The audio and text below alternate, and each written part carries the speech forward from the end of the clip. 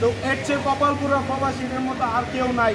আমি লজ্জিত, আমি একজন বাংলাদেশের নাগরিক, আমি লজ্জিত, আমি নিজে লজ্জিত, এই প্রবাসীরা লজ্জিত।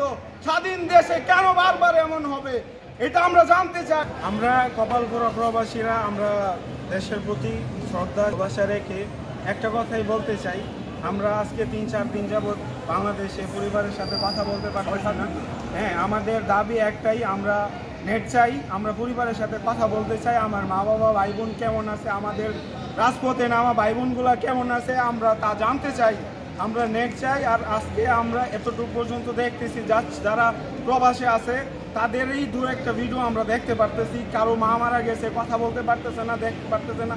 আমরা কেন, আমরা পরিবার পরিজন চাই আজকে দেশের জন্যই প্রবাসে আইসার ঘাম জোরানো কষ্ট করে রিমিটেন্স পাঠায়, তারপরেও যদি আমরা পরিবারের মুখ দিয়ে কথা শুনতে না পারি, দেশের খবর জানতে না পারি, তো এর চেয়ে কপালপুরা প্রবাসীদের মতো আর কেউ নাই।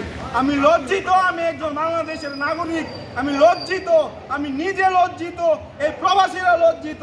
স্বাধীন দেশে কেন বারবার এমন হবে এটা আমরা জানতে চাই। আমরা নেট চাই, নেট চাই, নেট চাই। চেয়েছিলাম অধিকার, হয়ে গেলাম রাজা।